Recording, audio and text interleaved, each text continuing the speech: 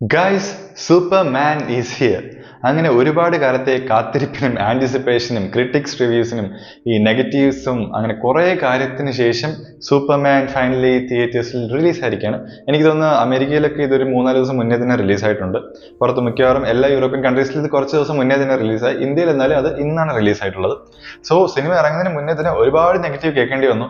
കാരണം man of steel നമ്മുടെ legendary Henry കാൻവിൽ നിന്ന് ഡേവിഡ് കോറൻസ്വിറ്റ് എന്ന ആ ഒരു ആക്ടറിലോട്ട് വന്നപ്പോഴേക്കും ഒരുപാട് പോരായ്മകൾ ട്രെയിലർ കണ്ടപ്പോൾ തന്നെ ഒരുപാട് പേര് പറഞ്ഞിട്ടുണ്ടായിരുന്നു. സോ അതുകൊണ്ട് തന്നെ ഒരുപാട് നെഗറ്റീവ് ക്രിറ്റിസിസം ഈ സിനിമയുടെ തിയേറ്റർ റിലീസിന് മുന്നേ തന്നെ സിനിമ അനുഭവിക്കേണ്ടി വന്നു. പക്ഷേ അതിനെല്ലാം തിരുത്തി കുറച്ചുകൊണ്ട് ഒന്നുമല്ല സിനിമയുടെ പെർഫോമൻസിന് അതൊന്നും ബാധിക്കുന്നില്ല എന്ന് കാണിച്ചുകൊണ്ട് തന്നെ Superman is here and it's A fantastic movie. അല്ലാണ്ട് വേറെ ഒന്നും പറയാനില്ല. കാരണം ജെയിംസ് ഗൺ, എനിക്ക് അതാണ് എനിക്ക് വേർഡ്സിൽ പറയാൻ ഒരു വാക്കുകൾ പോലും കിട്ടുന്നില്ല. ജെയിംസ് ഗൺ എന്ന് പറയുന്ന ഡയറക്ടർ, മൈ ഗോഡ്, എത്ര ഹിറ്റാണ് പുള്ളി അടുപ്പിച്ച് തന്നുകൊണ്ടിരുന്നത്. Guardians of Galaxy 1, 2, 3, Suicide Squad, അത് കഴിഞ്ഞിട്ട് സൂപ്പർമാൻ. പുള്ളി ഓരോ സിനിമ കഴിയുന്നതോറും പുള്ളിയുടെ ലെവൽ ബെറ്റർ ആക്കിക്കൊണ്ടിരിക്കുകയാണ്. കിടിലം movie. Guardians of Galaxy volume 3 ഒക്കെ എനിക്ക് എന്ത് പറയണമെന്നില്ല അറിയില്ല, അത്രയും അടിപൊളി മൂവിയായിരുന്നു. അതിൽ നിന്നൊക്കെ അപ്പുറത്തായിട്ടാണ് പുള്ളി, അതിനേക്കാളൊക്കെ ഒരുപാട് ബെറ്റർ എന്ന് പറയാനല്ല, അതിനും മുകളിൽ നിൽക്കുന്ന സാധനമാണ് ഈ സൂപ്പർമാൻ എന്ന് പറയുന്നത്. സോ ഡേവിഡ് കോറൻസ്വിറ്റ്, ഓക്കെ, അതാണ് പുള്ളിയുടെ പേര്. അപ്പോൾ അതിൽ നിന്ന് തന്നെ നമുക്ക് തുടങ്ങാം. എന്താണ് സിനിമയുടെ ഒരു കിടിലെന്ന് പറയുന്നത്? ഓക്കെ, ഡേവിഡ് കോറൻസ്വിറ്റ് എന്ന് പറയുന്ന ആ പുള്ളിയുടെ ആക്ടർ, ആ ഒരു ആക്ടർ ഈ സൂപ്പർമാൻ റോൾ എടുത്തപ്പോൾ തന്നെ ഒരുപാട് ക്രിറ്റിസിസം പുള്ളി ഫേസ് ചെയ്തു. കാരണം ഓഫ് കോഴ്സ് ഹെൻറി കാൻവിൽ എന്ന് പറയുന്ന ലെജൻഡറി പുള്ളി ആ ഒരാളുടെ അടുത്ത് നിന്ന് ഡേവിഡ് കോറൻസ്വിറ്റ് എന്ന് പറയുന്ന ആ ഒരു ആളുടെ അടുത്തുള്ള ഒരു ട്രാൻസിഷൻ എന്ന് പറയുന്നത് ഉറപ്പായിട്ടും ക്രിറ്റിസിസം ഏറ്റുവാങ്ങും എന്ന് അറിയായിരുന്നു. പക്ഷെ അതിനെ എത്രത്തോളം ആ ഒരു ക്യാരക്ടറിനോട് നീതി പുലർത്തി അവർക്ക് ആ സ്ക്രീനിൽ കൊണ്ടുവരാൻ കഴിഞ്ഞു എന്നുള്ളത്, അത് എത്രത്തോളം സക്സസ്ഫുൾ ആയി എക്സിക്യൂട്ട് ചെയ്തു എന്നുള്ളതാണ് ഈ സിനിമയുടെ വിജയം എന്ന് പറയുന്നത്. സോ ബേസിക്കലി ഈ സിനിമ എന്ന് പറയുന്നത്, ഓക്കെ, നിങ്ങൾക്ക് ട്രെയിലറിൽ തന്നെ ഒരുപാട് സീൻസ് കണ്ടിട്ടുണ്ടാവും. സൂപ്പർമാൻ മൂവി എങ്ങനെയായിരിക്കും നിങ്ങൾക്ക് പറയേണ്ട ആവശ്യമില്ല. And no spoilers here. So അങ്ങോട്ടൊന്നും ഞാൻ പോകുന്നില്ല. സിനിമ എന്ന് പറയുന്നത് കിടിലമാണ്. അതിന്റെ അപ്പുറത്തൊരു വാക്കില്ല. സോ ഡേവിഡ് കോറൻസ്വിറ്റിന്റെ പെർഫോമൻസ്, പുള്ളി എന്ന് പറയുന്നത് നമ്മുടെ ഈ ക്ലാർക്ക് കെന്റ് ആയിട്ടാണെങ്കിൽ സൂപ്പർമാൻ ആയിട്ടാണെങ്കിൽ പുള്ളി കിട്ടിലിന് ഒരു പെർഫോമൻസ് ആണ് കാഴ്ചവെച്ചിരിക്കുന്നത്. പക്ഷെ ഇതിനകത്തുള്ള ഏറ്റവും കിടിലൻ സംഭവം എന്ന് പറഞ്ഞാൽ, എനിക്ക് ഏറ്റവും കൂടുതൽ ഇഷ്ടപ്പെട്ട കാര്യം എന്ന് പറയുന്നത്, ഈ സൂപ്പർമാൻ എന്ന് പറയുന്നത് നമുക്ക് ഒരുപാട് കാര്യങ്ങൾ റിലേറ്റ് ചെയ്യാൻ പറ്റും. നമ്മളെ ഇമോഷണലി നല്ല രീതിയിൽ ടച്ച് ചെയ്യുന്ന ഒരു സംഭവമായിട്ടാണ് ഈ ഒരു ക്യാരക്ടറിനെ പോർട്രേറ്റ് ചെയ്തിരിക്കുന്നത്. കാരണം നമുക്ക് തന്നെ പല കാര്യങ്ങളും നമുക്ക് ഈ സൂപ്പർമാനായിട്ട് റിലേറ്റ് ചെയ്യാൻ പറ്റും. അത് നമ്മളിപ്പോൾ സൂപ്പർമാൻ ഒന്നും അല്ല, നമുക്ക് അങ്ങനെയുള്ള കഴിവില്ല. പക്ഷെ എങ്കിൽ പോലും ഒരു സാധാരണക്കാരന് നല്ല രീതിയിൽ തന്നെ റിലേറ്റ് ചെയ്യാൻ പറ്റുന്ന ഒരുപാട് എലമെന്റ്സ് ഇതിനകത്തുണ്ട്. ഫോർ എക്സാമ്പിൾ, ആ പുള്ളിക്ക് ദേഷ്യം വരുന്നത്, സങ്കടം വരുന്നത്, വേദനിക്കുന്നത്, നിങ്ങൾ ട്രെയിലറിൽ കണ്ടിട്ടുണ്ടാവും പുള്ളി വന്ന് വീഴുന്നതൊക്കെ. ആ ഒക്കെ സീനൊക്കെ ആണെങ്കിൽ പോലും നമുക്ക് നല്ല രീതിയിൽ റിലേറ്റ് ചെയ്യാൻ പറ്റുന്ന ഒരുപാട് കാര്യങ്ങളുണ്ട്. സോ ഡേവിഡ് കോറൻസ്വിറ്റ് പുള്ളിയുടെ പാർട്ട് അടിപൊളിയായിട്ട് ചെയ്തിട്ടുണ്ട്. And I want to see him in another movies as well. ഇതിന്റെ സീക്വൽസ് വരുന്നുണ്ടെങ്കിൽ എനിക്ക് എന്തായാലും പുള്ളി അതിൽ തന്നെ കാണണം. ബിക്കോസ് ഇതിന്റെ സീക്വൽസ് ഉറപ്പായിട്ടും വരുന്നുണ്ട്. So I think he is going to do wonders. So that's about him. അടുത്തെന്ന് പറയുന്നത് നമ്മുടെ ജെയിംസ് ഗണ്ണിന്റെ ഒരു കാര്യം തന്നെ. എനിക്ക് ഇത് മാൻ ഓഫ് സ്റ്റീലിൽ നിന്ന് ഇതിലോട്ട് വന്നപ്പോഴേക്കുള്ള ഒരു ട്രാൻസിഷൻ എന്ന് പറയുന്നത്. സോ സ്വാഭാവികമായിട്ടും സൂപ്പർമാൻ്റെ ആ ഒരു ഗ്രിറ്റി ആൻഡ് ആ ഒരു സ്ട്രോങ് ഇമേജ് ഇഷ്ടപ്പെടുന്ന എല്ലാവർക്കും മാൻ ഓഫ് സ്റ്റീൽ ഒരുപാട് ഇഷ്ടം ഉണ്ടായിരിക്കും. കാരണം സാക് സ്നൈഡറിന്റെ ആ ഒരു സിനിമയുടെ ഒരു രീതി എല്ലാവർക്കും അറിയാലോ.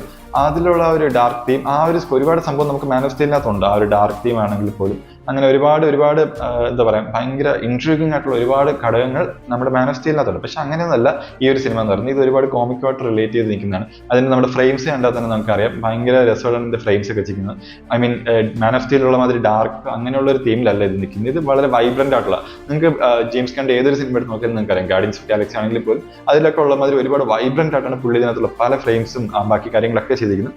സോ ആ ഒരു സംഭവം നിങ്ങൾക്ക് ഇതിനകത്ത് ആ ഒരു ഡിഫറൻസ് മാൻ ഓഫ് സ്റ്റീലിൽ നിന്ന് ജെയിംസ് ഗണ്ണിന്റെ സൂപ്പർമാനിലോട്ട് വരുന്നുള്ള ട്രാൻസിഷൻ വളരെ വ്യക്തമായിട്ട് പ്രകടമാണ്. അത് അടിപൊളിയായിട്ട് തന്നെ പുള്ളി ചെയ്തിട്ടുണ്ട്.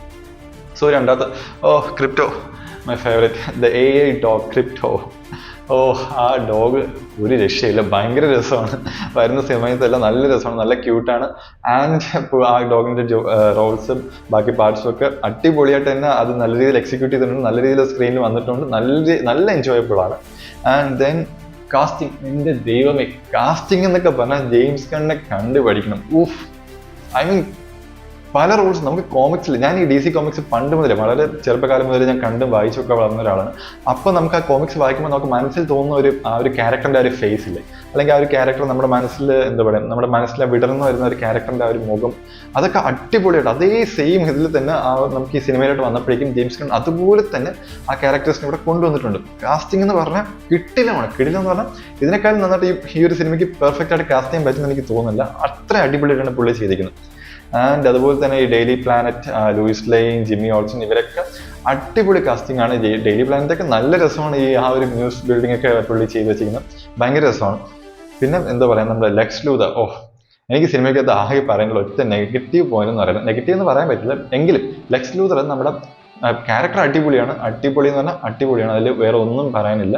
ലെക്സ് ലൂതർ ചെയ്തിരിക്കുന്ന നമ്മുടെ പുള്ളിയുടെ പേര് ഞാൻ പറഞ്ഞു. എനിവേ, സോ ആ ഒരു ക്യാരക്ടർ എന്ന് പറയുന്നത് അടിപൊളി തന്നെയാണ്, അതിനകത്ത് വേറെ യാതൊരു മാറ്റമില്ല. പക്ഷേ ജെയിംസ് ഗണ്ണിന്റെ സിനിമകൾ കണ്ടറിയാം, പുള്ളി എപ്പോഴും സിനിമയ്ക്കകത്ത് ഒരു ഫൺ അല്ലെങ്കിൽ ഒരു കോമഡി ആയിട്ടുള്ള കുറേ എലമെന്റ്സ് കൊണ്ടുവരാറുണ്ട്.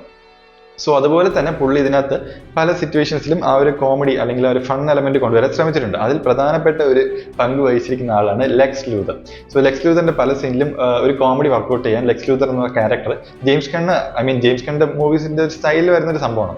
അപ്പോൾ ലെക്സ് ലൂതർ വരുന്ന പല സീൻസിലും ആ ഒരു കോമഡി വർക്ക്ഔട്ട് ചെയ്യാൻ ലെക്സ് ലൂതർ വഴി ശ്രമിച്ചിട്ടുണ്ട്.